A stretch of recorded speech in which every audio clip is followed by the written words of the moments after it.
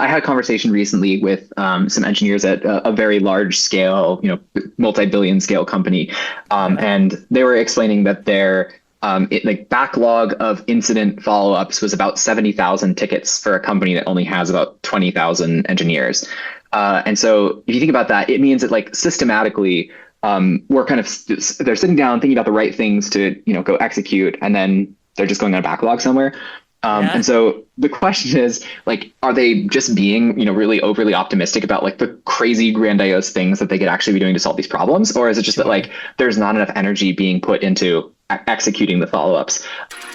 Welcome to the Reliability Rebels podcast, where we improve production by challenging the status quo. Your host, Amin Astani from Cherto Modo. Reliability Rebels. Reliability Rebels. Reliability Rebels.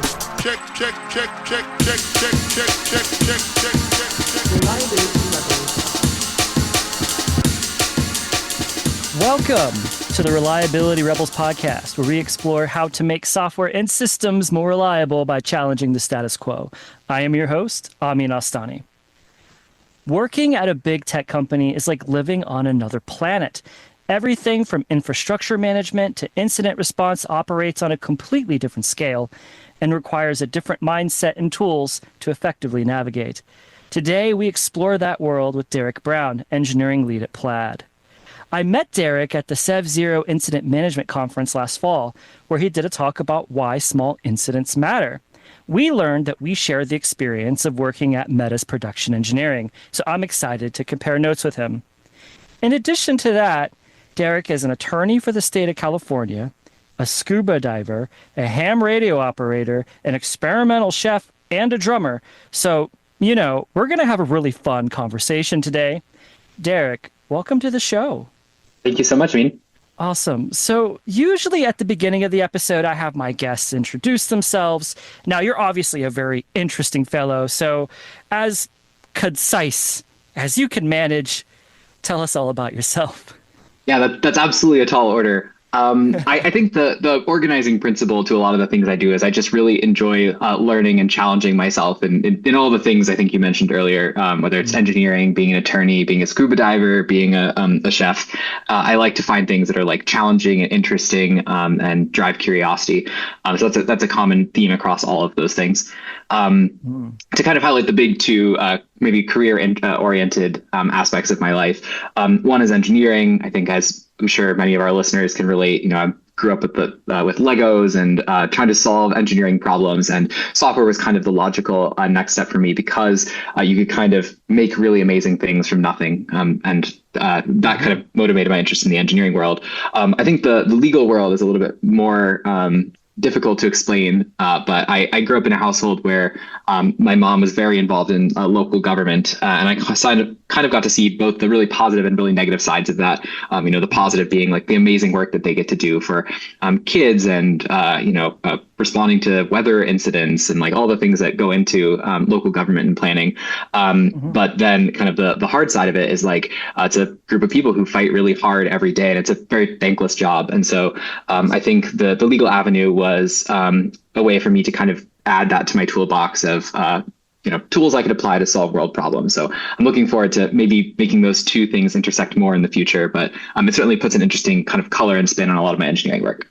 Appreciate that. Yeah. Solving problems sometimes involves not just the technical aspect, but the people aspect. And it's admirable that you're trying to solve real problems, perhaps with the legal training and experience that you have. That's a really unique and cool background. Thank you for sharing.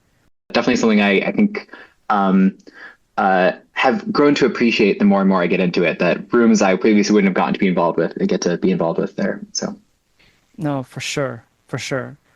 Looking to scale your SaaS product or IT department without the usual headaches and costs? Check out Cherto Modo's rapid assessment of production in depth. For a flat fee, you will get a personalized, actionable roadmap to make your systems more scalable and reliable, all based on best practices from top tech companies and host Amin Astani's practical experience.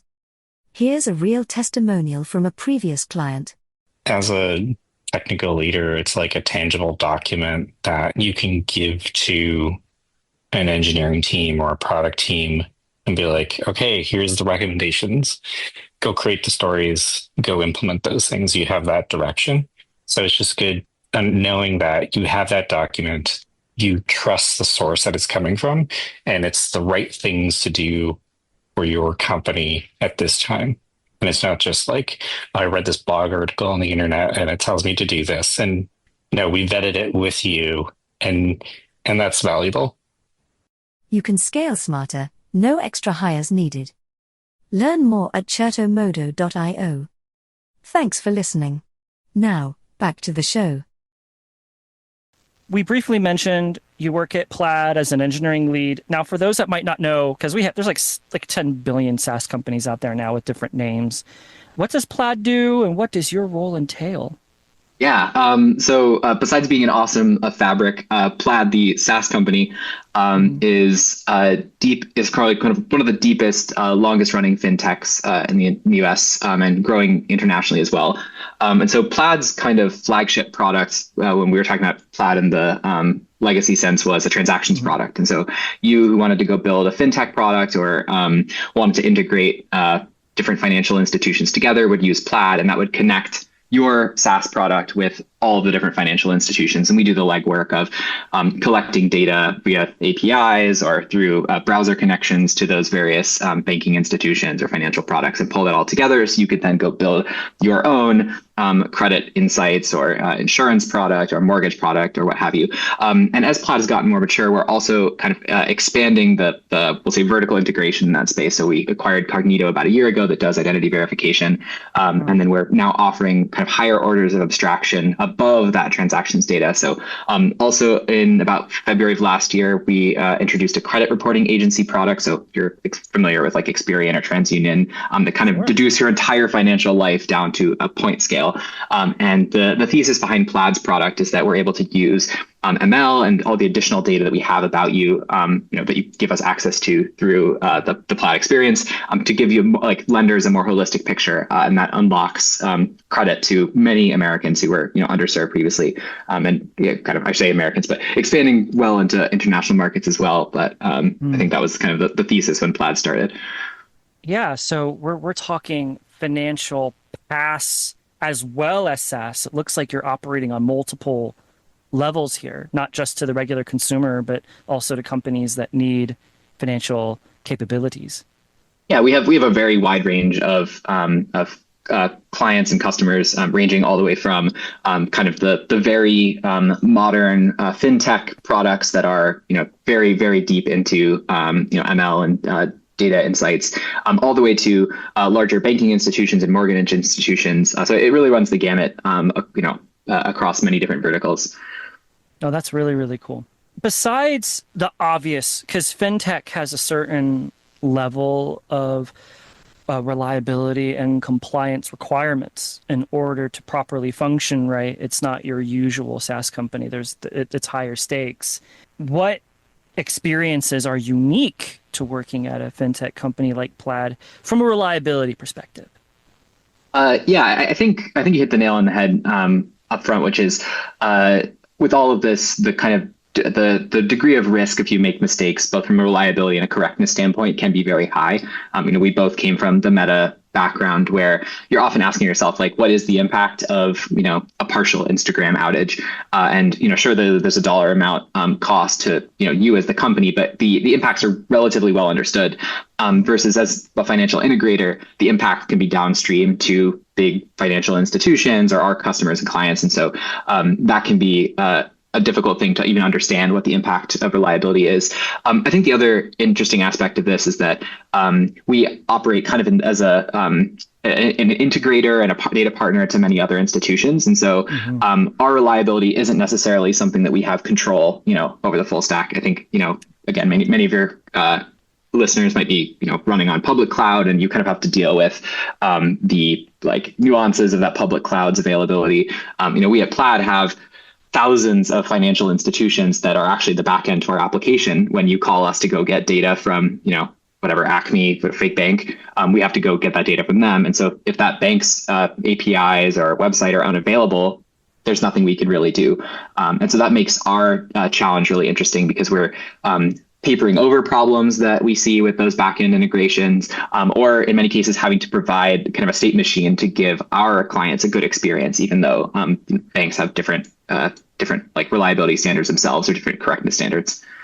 Sure. So the ability to gracefully degrade when these banks or institutions go down or are slow or, misbehave is a really key piece of the experience for Plaid then, yes? Yeah, absolutely. I mean, I think, one of the questions we have to ask is like, why do people come and pick Plaid as a product? And this is kind of the key ability is, interacting with all these institutions is very hard because they do accounting in different ways and they're up and down at various points and very non-standard interface. And it takes a whole team to be able to maintain all of those integrations. And so that's part of the value that I think Plaid provides is it gives you this really like great operating experience on top of banking transactions and institutions and credit, so that our customers can then focus on like the things that make their business unique rather than, oops, someone changed their UI. I guess I need to rewrite that bank integration. Yeah, daunting. What role do you play specifically in building and operating and keeping this system, this product online? Yeah. So right now I am leading our service and network foundation team. So kind of a component of our infrastructure team that is working to kind of componentize many of the bits of that complexity. The biggest piece is networking for sure. We have a bunch evolved internally in the ways that we like network between services, and then as well how we network externally, both requests coming into our clusters and requests going out.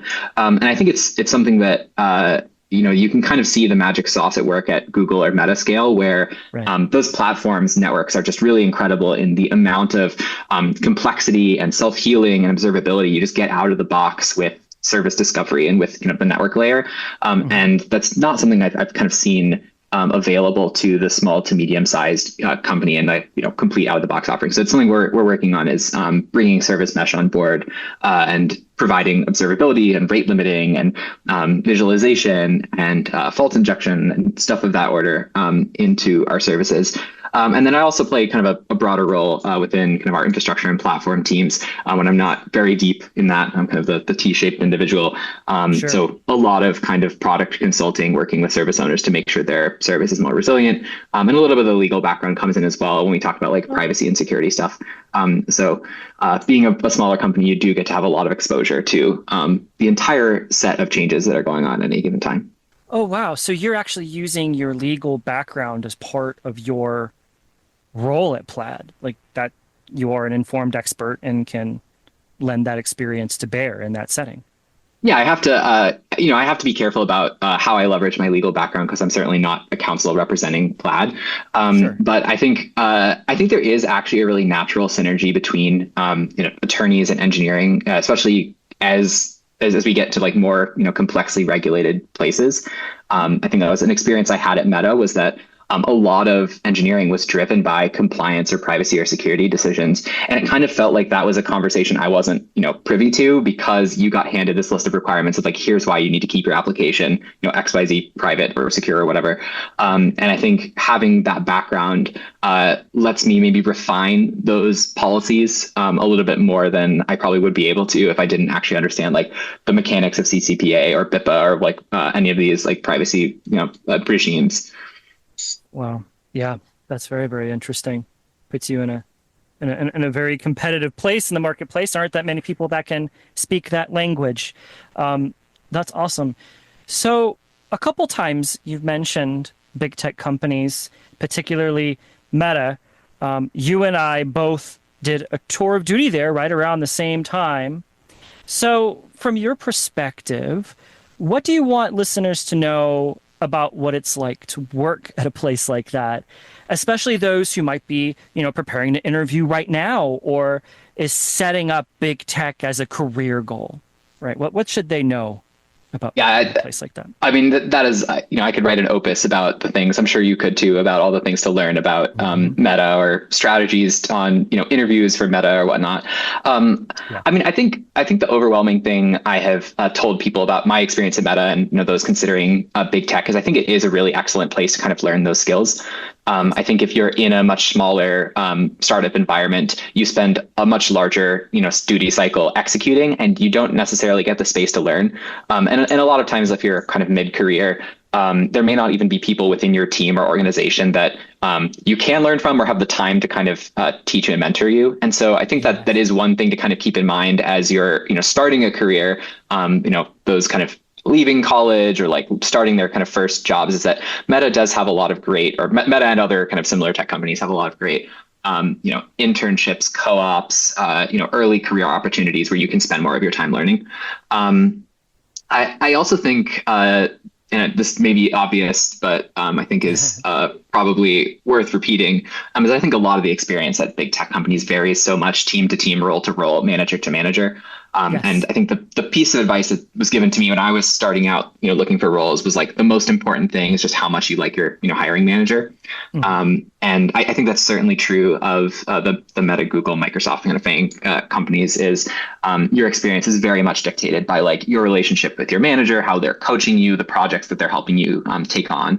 And so, whether that's a conversation you're having like before you get hired into the role, or that's a conversation you're having as part of like boot camp or team placement within that organization, I would put a lot of energy onto that decision, because a good manager can really set up your next growth steps. For sure. Let's take a step back and add a little bit of a glossary, because we're using some terms that folks might not understand. So when you mentioned boot camp, one of the things that is, of course, very different than a regular tech job, like you apply for a position, the hiring manager is known. When you apply for a larger organization like Meta or Google or whatnot, that isn't necessarily defined when you apply. So when you get accepted for the job and you start for the first day, there's this period where you're getting onboarded. At Meta, we call that boot camp. They teach us all of the various tools and processes in terms of participating as an engineer at the job. But then there's this period around week 5 or 6 where you start shopping around for teams to actually join. So you, the newly minted employee, have a lot of choices. You're not applying for a specific role on a team. You are applying for the opportunity to choose a team. Right. Yeah, I think as I kind of remember my experience going through that, I think that was actually I thought it was a risk as an outside person where all my other jobs, I'd known exactly who I was going to be working at and what I'd be doing.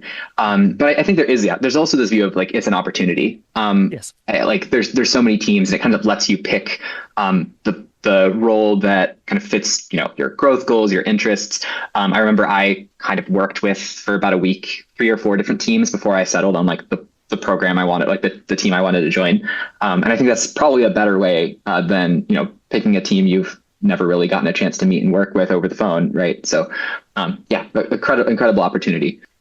Yeah, definitely. I envy you because I was pre-allocated because I was joining a satellite office, which was the Cambridge, near Boston office. So there was one team available, and that was Conveyor, which is the planetary scale CI/CD system. There's papers about Conveyor if you listeners are interested. I had a very brief stint in Conveyor and then ended up in service management. One thing maybe your viewers can kind of, or listeners can maybe glean from this information is kind of an answer to a common question I get, which is like, what are the tools and frameworks and technologies that I need to learn to go land a job at big tech company? And I think the fact that they have a bootcamp program where basically theoretically, they'll let you choose being an Android engineer or an iOS engineer or a web stack engineer or like a little bit of an infra platform engineer based on the interview process you've already done. I think shows that these big tech companies are kind of treating your programming language knowledge and framework knowledge as like pretty convertible between different stacks. And so that's where when people ask that question of like, what tech stack I should be learning, I kind of say like, you get to choose, like whatever you want to go explore is really the best thing for you in your career. Don't freak out too much that, Meta uses PHP. I got to go learn PHP. Like that's not how really anyone joining the company went about learning PHP. They had a lot of logical experience building programs and then learned PHP as a means to accomplish the things that they were assigned in their job. Yeah, that is a very, very huge insight. The advice I tend to give people, because I've had similar questions before, of course, and I've even written blog posts about this, and the way that I tend to approach it is, okay, do you know how to code in a language? It doesn't matter which one, but can you write code in a language? If you were, given a programming problem, could you solve it? Data structures, algorithms, that sort of thing, depending if you're, SRE or software eng, it depends on how much algorithms you do. And then do you understand systems? Do you understand, scheduling processes? Do you understand system calls? Do you understand signals? Do you Yeah. understand, all of those OS primitives? So we're not saying, oh, you got to learn Kubernetes. Well, No. because frankly, those systems don't have that scheduler. They've written their own. So you need to understand the underlying substrate, the fundamentals. Can you code? Do you understand systems? And that, if you know that well, you can get in. And I think that's actually really an excellent use of AI I found in my work, especially in the last year or so is, maybe you're really, really deep on, Golang or, Python as a stack. Like you can kind of just turn to, ChatGPT or whatever and say like, well, I know how to do this in Python. Tell me how I go do this, idiomatically in Go, and it will give you a pretty good response. And so I think that unlocks it. It almost becomes like a tech stack translator where you can kind of say like, I'm really familiar with like how Redis works. Like, please explain to me any of the changes that I might need to go to migrate this to like some specific elastic cached setting that I need to go find. Right. That's you can really take your experiences with deep knowledge of one system and translate that into like very generic knowledge across a lot of systems, and that's really powerful. Yeah. Yeah, that's a very, very good point. So knowledge is indeed transferable. Are there any services or tools at Meta that you miss that you wish you had access to now in your current job? I think you're smiling, which is giving me the indication that we both probably have the same answer. I think Meta's observability stack is really special. Right. I worked on the observability team, so I'm a little bit biased. But I think the kind of pervasiveness of metrics logging, like everything had a really good set of metrics. It was very easy to kind of plug around and discover like what you needed to monitor, whether that's for performance or cost or for your incident investigation. And then their kind of semi-structured logging stack. It's I think also in the open domain called Scuba. That basically lets you do real-time queries against massive data sets. It was fantastic for being able to drill down in an incident and figure out what's the cross section of different attributes that were leading to this particular error. And I've certainly seen that kind of evolve in the last maybe 5 years ago. I don't think there was really open source offerings. I'm beginning to see stuff emerge in SaaS and open source that starts to look like that. But I think the gap still is you really need a team of people who are actually going to go integrate that and like ensure that all the service owners are logging in the right way and consuming it in the right way. And so I think what was special about the Meta observability ecosystem was the quality of the tools is there, but then they also had invested a lot in the deep integrations between the different tools and into the services to make observability a really great experience. I think every company I have kind of interacted with, large and small, where I've kind of talked about what is your logging stack or what does your metric stack look like is kind of playing catch up to that goal, which I think is interesting. Yeah, 100%. I think the company that is starting to maybe approach Meta's, how Scuba worked in that workflow is Honeycomb. And of course, Honeycomb's founder, Charity Majors, formerly worked for Meta. So she saw firsthand the power of what Scuba enabled you to do. And she took on the task to make that accessible to any engineering team, which is a very daunting one because of the data retention requirements and is it even a profitable thing to do, outside of Fang. So it is really, really interesting stuff. Yes, Scuba was the answer. You answered correctly. Yeah, and I think, I think Honeycomb is one example. I'll throw out a grab bag too. I think if viewers are interested in kind of hearing some of that, angle, I think I've seen a lot of investment in ClickHouse. It's something I've run open source, and it's kind of it's a Scuba-esque backend. You do have to kind of build your own front end experience to Scuba, but I think I've seen a lot of different shops using that as like where they're going with logging infrastructure. And I also think Frankly, there's few things in the software world that are as dominant as like I think Prometheus is at the moment. Yeah. When we talk about monitoring, like no conversation happens without at some point mentioning Prometheus, and I think that's Mhm. pretty incredible given most other things we talk about. There's like two or three different flavors, and the fact that that hasn't been hard forked yet is fascinating.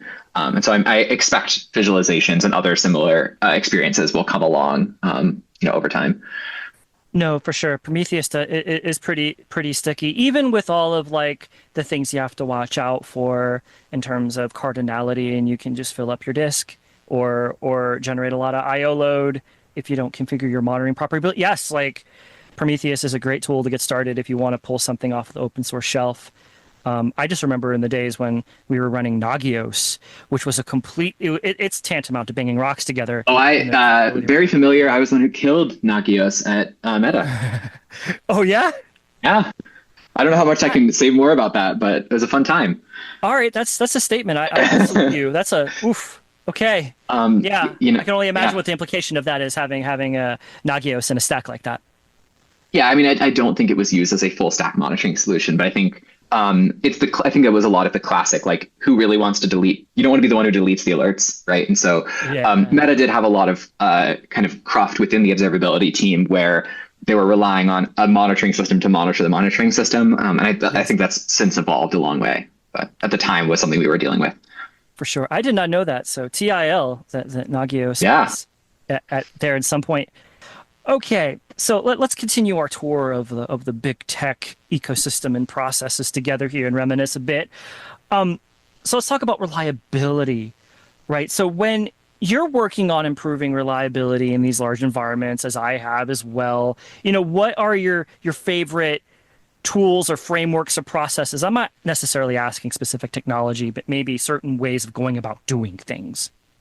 Yeah, a great question. I mean, I think first and foremost, I think it's worth like acknowledging how difficult this is. I think probably a lot of practitioners have experienced this where you have a series of incidents, or you have a big incident, and then there was a ton of interest in reliability, and then that kind of wanes as things kind of sit there and work correctly. And then that kind of interest in reliability swings again when you have those incidents. And so I think maintaining the steady state of energy and resources devoted to reliability projects is a really hard thing to advocate for because it's not necessarily the highest impact for the business, but at the same time something that just needs to happen. Sure. And so maybe not a singular framework, but I think the first order of business is really to find a way to articulate the value of those reliability projects to the business as a whole. Oh yeah. The first thing that kind of comes to mind is like find some set of numbers, whether that's like SLOs or like you have some other kind of performance indicators that are saying, here's where we are in terms of reliability, and being able to just put a line on that graph to say this is where we're going, and that gives everyone something to kind of rally behind, and you can then dive into those metrics and sub metrics and figure out where are the places that we can actually make improvements. Like to kind of give an example, I think as an industry, we've gone through a lot of iterations around like what incident metrics we care about. Is it number of incidents? Is it the mean time to acknowledge the incident? Is the mean time to resolve the incident? And I think the answer is like kind of all of those things, right? You have to think about, are you doing a good job of actually scheduling people on a rotation so that they're near their phone and their laptop to be able to resolve an incident? Are they wasting time reading docs before they're able to go find the, mitigation lever? Like, are the mitigation levers too slow to roll out? Like, you have to kind of think through all of those sub metrics to kind of bubble up to that, upper level metric. And I think having data to be able to say, here's actually, we need to go invest in each of those steps in the process, I think is huge. Yeah. Yeah, that's super insightful. That's super insightful. With my clients, I tend to say, hey, top level metric is SLO, because that's what the customer is seeing. But you bring up a very interesting point that all of those, like the old school MTTR has gotten a lot of bad rap recently, and for good reason, because a lot of organizations start and end there. But MTTR is useful if you're trying to explain, well, why did my air budget get spent? Because if the time to recover from an incident is extended, well, okay, fine. You're still going to be solving that problem. It's just that MTTR explains your SLO it isn't the only metric that you capture. Yeah, I think people tend to play kind of funny games with MTTR. Like Yeah. one of the conversations I think I've had basically continuously is like, what is the cut line for filing an incident? Because have this kind of push of like file more incidents. It helps us have better discussions and like identify things quickly. On the flip side, like if you file a bunch of incidents, you're gonna like wreck these metrics and like incident count. You're creating a bunch of noise and like extra work for the team. And so MTTR is one of those things where these subjective determinations about like, is this an incident or not, or how many incidents should we be filing, end up affecting this thing you're saying is like a kind of a very objective metric of like company performance. And so that's where, the SLO is probably the indicator you're actually watching and you care about driving that number. But some of these other metrics are diagnostic metrics in the same way as you have them for a service that kind of help you figure out like, where do I have, minutes to shave off investigation or response time, or services that are flaky during deployments, or whatever it is that you can like go after and address. Mm-hmm. No, that makes a lot of sense. You're speaking my language, man. This is great. Let's look at how incident response and postmortems are done, because they're done a little differently in larger scale companies like Meta and Google. So what's something that you've changed in terms of how you run that process over time based on what you've learned from those environments? Yeah, I mean, I'll start with like, frankly, I think a lot of what I've learned have come from those environments. I think, Yeah. Obviously the large scale tech companies have more incidents probably combined than the rest of the industry because they have the time to go, file those incidents and have that high line of, rigor. And so their processes are really, tightly tuned. And if you have the opportunity to like learn from someone who has those experiences, or they're putting out white papers, like those are a pretty solid kind of indication of like, I think, how you should be running incidents, because they've just refined those processes super well. And it's also something I think I tell everyone who joins my team, the kind of infrastructure platform side, is like, absolutely go to incident review. Because, even if you're not the one being reviewed, you're not even, maybe you're not a higher level IC that has a significant sway in how that, incident shook out. Patterns emerge the more you just kind of sit in that room and like, bake in all of the different failure modes and like communication styles and everything that's kind of going on. And so I think first and foremost, just like exposure is really, really key. I think really what we've kind of, I think the main things that have differed from the large scale environment now coming back to smaller ones is where we put the kind of energy of the rigor. I think in a large scale environment, it feels a lot more like a checkbox where like you've met some criteria, the incident is filed, there's like a contract about like you write the follow-ups and those follow-ups have to get executed in 30 days and you can't like recategorize them. It's almost a contract you're making to like the rest of the organization and the business. And sometimes I've kind of seen that devolve into like almost a punitive thing at larger companies where, oh, well, you like made me, blocked my deploys for 2 hours. Like you should file an incident because like you need to kind of suffer because I suffered. And I'm not saying that's the average. I think that's like, 1% of the case, but it does really quickly devolve into that. It's not something I think people write about or talk about openly. Versus, I think within the smaller scale environment, we're about a roughly, high school sized group of engineers. And so we all know each other. We're not going to go file petty incidents for each other. It's a lot more about learning rather than, strict process. And so one of the things we've instituted is we actually ask up front, like, what are the key learnings that we're looking for out of this retro? And so you might then just skip the entire process of, okay, I'm not going to go write a detailed timeline of this incident because we have a pretty good understanding. I'm not going to go down to the second level timelines. Or kind of the same thing if you've had a repeat incident, like maybe you've had this, incident 3 times, you roughly know what it is. It's not worth re-explaining it to a new room of reviewers, like what happened. Maybe you could kind of have to step back and look at the pattern.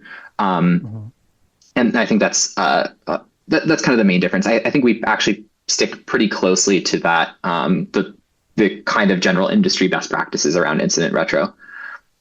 Yeah, no, that makes a lot of sense. And in our last conversation, when we were preparing for this podcast, you were talking about this practice of meta sev analysis, not Meta the company, but looking at past incidents in aggregate to glean learnings, not just from an individual incident, but in general from a production system. Tell us a little bit about that. Yeah, it's a practice we've started relatively recently at Plaid. It's an exercise I've actually done all the way going back to Meta. I think in the context of an incident, we tend to hyper focus on the specific root cause of that incident. Like if it's a bug, the question is like, what's the missing testing? What's the missing monitoring? You kind of fall into these really common patterns. I think it can be hard to spot maybe some of the like organizational problems or overall process problems when you're looking at that only like that singular incident, because it doesn't really, maybe you don't have the pattern established from that one incident.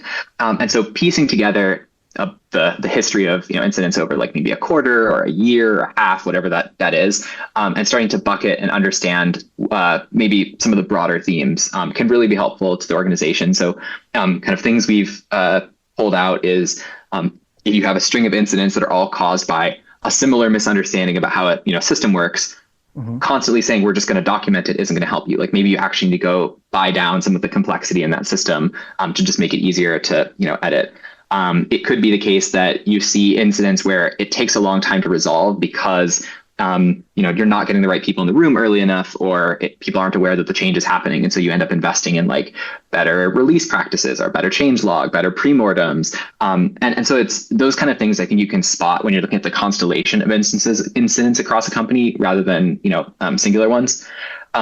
And then it's actually an exercise we've taken down to the team level. So I think our main meta incident review is something that we look at as like reliability leads to try to propose changes on like more of an organizational level. Sure. But it's also something we're starting on a team basis. And that kind of has a different purpose where we're just blitzing through all the incidents. We've all lived them at 2 a.m. at some point. And so what we're trying to do in that is actually look at the follow-ups and just make sure that we're actually getting solid resolution and prevention things in place, because I think things kind of tend to fall off the bandwagon sometimes. And so being able to look at 3 or 4 incidents as a responder and say like, well, we're not actually in a really good state if this happened again today, 90 days later is a good thing to do as well. Yeah, for sure. During my time at Meta, I remember just going over all of the past sevs and then looking at all of the follow-up tasks that were filed. And usually I was the one who filed them because I was the champion of all this stuff. But like trying to cross-reference which task mapped to which, sevs, and trying to figure out which ones, if acted upon, would, kill many birds with one stone. It's a big task. And I've noticed that some organizations will be very one and done when it comes to the postmortem process. They'll do the write-up. It'll be very detailed. They'll have the the full blow by blow, the time frames, everything in UTC, absolutely beautiful. But then after they present it, they don't read it again, and that's such a huge loss of organizational knowledge that could be used, right? Yeah. I had a conversation recently with some engineers at a very large scale, multi-billion scale company, and they were explaining that their backlog of incident follow-ups was about 70,000 tickets for a company that only has about 20,000 engineers. And so if you think about that, it means that like systematically, they're sitting down thinking about the right things to, go execute, and then they're just going on a backlog somewhere. And so the question is like, are they just being, really overly optimistic about like the crazy grandiose things that they could actually be doing to solve these problems? Or is it just that like, there's not enough energy being put into executing the follow-ups? And I think that's something that like really leadership needs to be tapped into, because, like anything else, we're making a choice about how fast do we go in terms of product or feature, improvement versus, keeping the lights on and like buying down some of the tech debt we have. And so, if you're an engineering leader within that space, like keeping a close monitor on incident follow-ups and, how quickly they're getting responded to, how many of them are, I think is really critical. Yeah. Listeners, press pause, rewind 20 seconds, and play that one again. It is so important to make sure that you're actually following up on findings from incidents with a certain level of urgency. One of the things that I had to do in my experience, and outside of Meta, just in general around this stuff, was to work with engineering management to make sure that corpus of work has an incentive behind it. And at Meta, it was a bit easier because, the way that our performance was evaluated, we had the 4 quadrants, and one was engineering excellence. So we, if an engineer didn't contribute to engineering excellence, typically in the form of, participating in SEV review and acting on the follow-ups, well, they're not going to have a large amount of body there, and that might affect their rating. So I'm just making sure that you're tying team incentives to the behavior that you want, which is following up on these risks, is a big missing piece of the puzzle when it comes to reliability posture for a team. Yeah, could not agree more. I think one of the things we've also, one of the challenges we've had to have is like to recreate that culture that Meta has of, how do you actually prioritize reliability? That can be a hard thing, in a smaller, company where you're much closer to the business needs and, the requests from like product engineers. Whereas, at Meta, you have the benefit of like 10 years of archaeology that kind of says like, go do your incident follow-ups. That's the highest priority thing.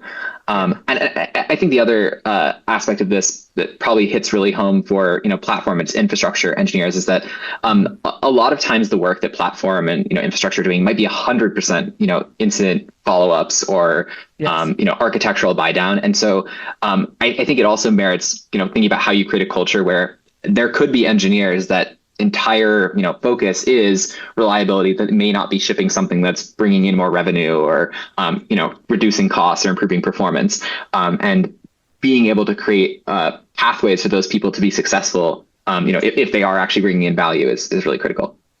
Yeah, 100%. And I mean, like managing risk from incidents is a cost reduction exercise. Right. And it also protects the revenue that you currently have. It's hard to articulate. It's so much easier to say, oh, we have this new feature. We sold a deal. That feature is worth $1 million. But it's probably very true that the reliability work that engineering is doing is probably holding on to comparable revenue. It's harder to express and explain. Yeah, you can't. Management.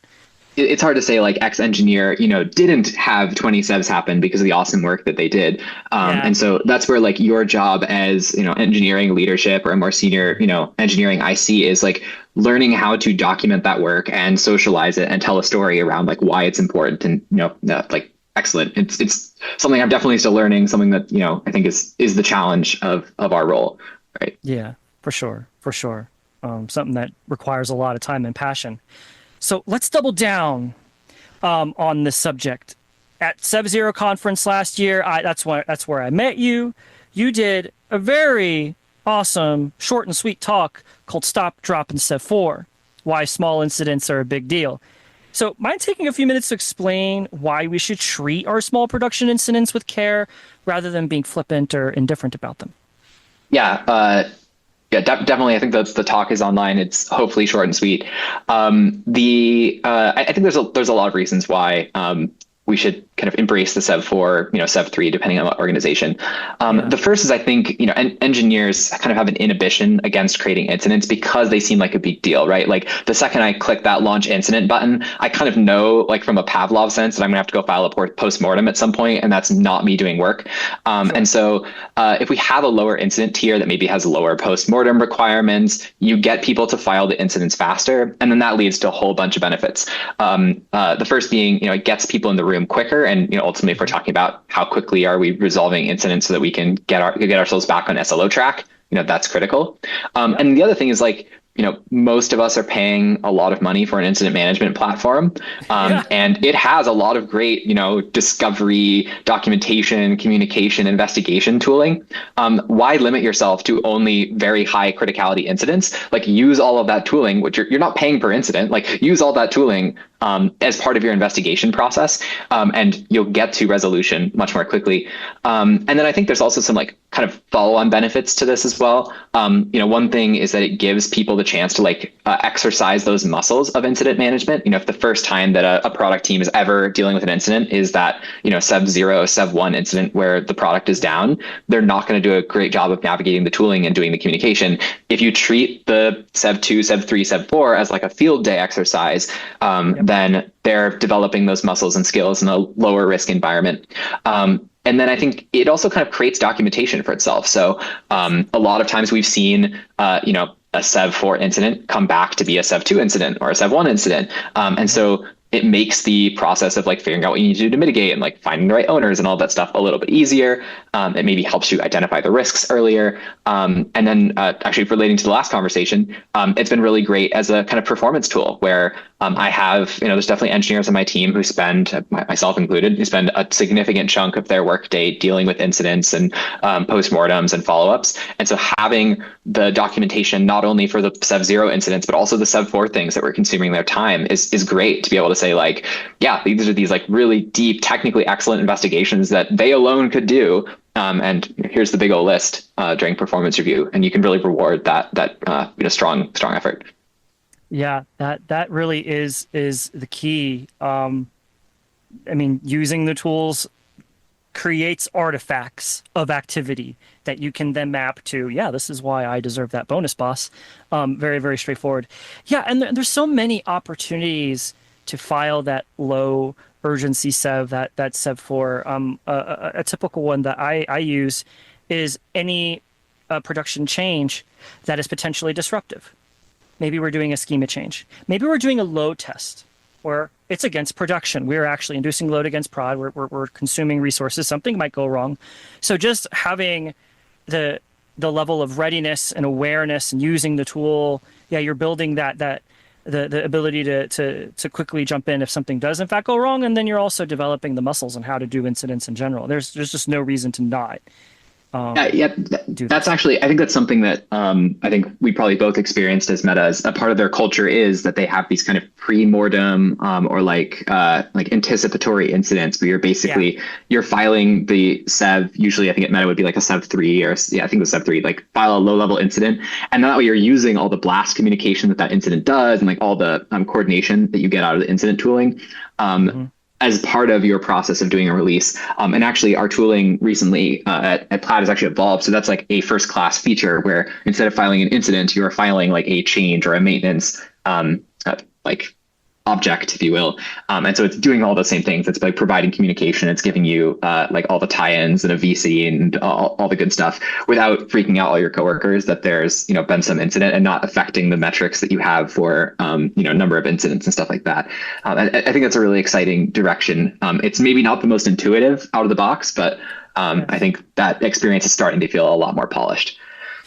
Yeah. And just for Linsitter's benefit, this is not a new practice. Maybe it's a newer practice in software engineering and running SaaS and being on call, but there's entirely different industries that operate this way. I mean, the most classic example is Toyota with the Andon cord, where if anything goes wrong on the production line from the perspective of someone that is, on the actual production line and helping produce a vehicle, you pull a cable. Now, granted, it's not a cable anymore, but the effect of doing that is you stop the entire production line. Management comes to you, they say thank you, and they ask you what's going on so that they can fix it. In order to do that, there has to be a culture of people willing to report when the small things are happening. And the outcome, of course, as we all know, is that Toyota is the most reliable vehicle manufacturer on planet Earth, period, over and out. I'm literally standing in one recording this podcast, in my micro camper in the middle of the desert. We think about what we're evolving in, like, especially incident management and monitoring is like very new, but it is really a well-beaten path in many other industries. Yeah. One of the ones I kind of borrow from a lot is kind of the world of aviation. I think there's some great, I think there's like great TV shows about like air crashes and how those investigations happen. And it's a routine practice there that like, before you're starting an engine, before you're coming in for approach, you are going through where are you diverting to if there's issues, like what's the go around speed, like you're thinking through that. It's precisely what we do in a pre-mortem. We just as software engineers think of ourselves as like unique and special and that we've invented this whole doctrine, but it truly is just borrowing from other things. Good job on deflating all of our egos. Nothing is new under the sun. We're just excavating things that people have known for decades. I mean, absolutely. But I think the benefit to the listener, right, is like the second you kind of have that bubble burst and realize like, okay, this isn't actually all that new. It opens up a wealth of literature that you can actually go be reading. And, number one, it's like, it's fascinating because it's not the stuff you do every day, but sure. It is stuff that you can kind of borrow from. And, there's a ton of talks in our space about, one at Sub-Zero about how like Chernobyl, I guess Chernobyl was, or Fukushima was how that kind of can be taken as an incident management lesson. I think there's tons, in the FEMA world as well of like how, our government has developed these procedures for dealing with like natural disasters. And those are very directly applicable to, incident management in like the security or the like privacy or reliability sense. Yeah, that's a very good point. I will definitely link to those materials in the Yeah. show notes. Your talk, of course, short and sweet, but the talk at Sub-Zero about the Fukushima Daiichi disaster, and the detailed, social explanation of what was going on during that incident is absolutely huge. But yes, those industries have so much for us to learn from, for sure. All right, I'm going to give you an opportunity with the remaining minutes of the podcast to really, have some hot takes. So I got a question prepped for you, kind of knowing the answer, of course, of course. So we dabbled a little bit in platform engineering. So basically, we're producing a infrastructure services for other teams to consume to create, customer facing services. So how, from the platform engineering perspective, further down in the stack, how should we monitor the state of production health? Yeah, it's a good question. I think really one of the reasons I think we evolved towards this platform model is kind of the scope of your awareness as an engineer. In the early days, you kind of had these like site ops and site master kind of personalities where you were responsible for everything that happened at the company, and so you were handed code and maybe it was tested, maybe it wasn't, and you were deploying it and you were the one fixing it if it broke. And we've evolved away to the SRE, production engineering, platform engineering model because that's just too much scope for one person to have. I mean, you want that responsibility for like testing and monitoring and quality to live, as close to the people actually building the system as possible. And so I guess my hot take in this is that as a platform engineer, I really don't care about product level metrics, because that's the responsibility of the product engineers that are building the products.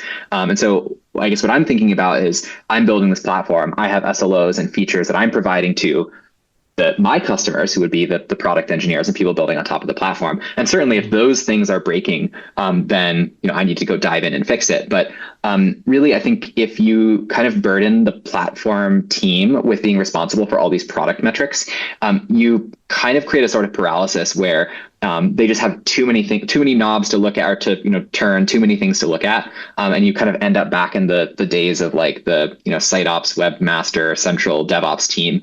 And so yeah, spicy take is do not concern yourself too much with product metrics. Like certainly ask product owners to create those for you and like monitor them when you are making changes to those systems. But those shouldn't be something you're getting paged for sure. Yeah, I'm right with you on this one. And just to elucidate it a little bit further for the benefit of listeners, when a platform team becomes responsible for top level, product reliability metrics, you are kind of like breaking the fourth wall. You're giving them more scope than they're able to handle, and that is a very easy way for a platform engineering team to devolve into system administration and ops. There needs to be that well-defined scope where I am providing these services. This is the latency and availability guarantees that I'm giving you, and that is all I'm responsible for. So definitely be careful as to what metrics you give your platform teams. It should be only to their scope, strictly defined. Otherwise, yeah, you're running an ops team, which is really, really Yeah. Yeah, I guess, just to add the asterisk too, like we're not the only ones that have this problem. Like plenty of product teams depend on other products, right? And so, I think it's the same thing where really the general principle is that you want a team of people to have a well understood set of things that they're responsible for. And when you give them responsibility over SLOs that they can't control, you're basically putting them on the hook to like learn systems that they didn't engineer or didn't document or have no monitoring or like observability on, and that's just not a good way of like preparing them for when the incident strikes. And so like clear division of responsibility is kind of the theme of like why you shouldn't have platform engineers monitoring product SLOs. Yeah, 100%, 100%. So we're taking this plane down for a landing. We spent a good, almost solid hour reminiscing about our days in big tech and all the cool tools and all the things we've learned and, just all the interesting stuff about yourself, of course. If people are interested in talking to you more, maybe learn a little bit more about your experience, maybe learn a little bit more about Plaid, how can they reach you? Yeah, I will drop my LinkedIn link in the show notes, and yeah, definitely reach out. Love having these conversations. I mean, that's how I'm on this podcast, is one of those ad hoc conversations. So welcome all of those. It is a remarkably small world, and so it's really cool to kind of join the community and talk more at the KubeCons and other conferences as well. Yeah, certainly. Derek, it has been a pleasure, sir. I hope I see you in person at a future conference. Thank you so much, buddy. Absolutely. Thank you. Thank you for listening to today's edition of Reliability Rebels. Until next time. Check one, check two. Reliability Rebels. Check one, check two. Reliability Rebels. Check. Reliability Rebels.